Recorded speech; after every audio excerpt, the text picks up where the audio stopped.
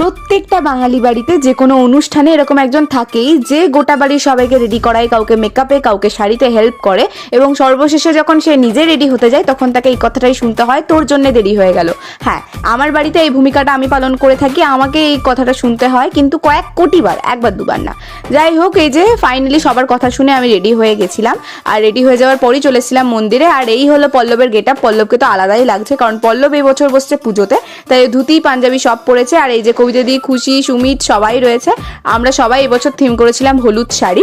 আমরা মোটামুটি যে কজন ছোটখাটো আছে সব কটাই আমরা হলুদই পরেছিলাম। আর এই যে তাপসদা হলুদ পাইনি, তবে ব্লু কালার একটা পাঞ্জাবি পরেছিল। বাড়ির লোক যা তারা দিচ্ছিল আর যা সিন ক্রিয়েট করছিল তাতে আমি ভেবেই নিয়েছিলাম যে হয়তো আমার জন্য কেউ পুজোটাই দেখতে পেলো না, পুজো শেষ।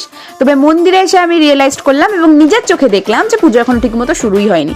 আমরা যখন গেছিলাম তখন ঠাকুরমশাই ভোগ রান্না করছিলেন। যেহেতু ঠাকুরমশাই রান্না করেন সেহেতু পুজোটা কিন্তু একটু দেরি করেই বসে। যাই হোক, এখন কিন্তু পুজো বসে গেছে আর আমার মাও চলে এসছে। আগের পার্টেই বললাম টুম্পা দিদি আমার মাকে দেখলে আর একদমই রান্না করবে না, আমার মায়ের হাতে হ্যান্ড ওভার করে দিয়ে নিজে চলে আসবে। ঠিক এটাই হয়েছিল, তাই জন্য আমার মায়ের আরও লেট হয়ে গেছে। আমি যখন রেডি হচ্ছিলাম তখনই মা চলে এসেছিল। যাই হোক, এখন আমরা এখানে বসে শুয়ে পুজো দেখি। আজকের মতো এতটুকুই, দেখা হচ্ছে নেক্সট পার্টে। খুব শিগগিরই আসছে নেক্সট পার্ট। তো গাইস, বাই।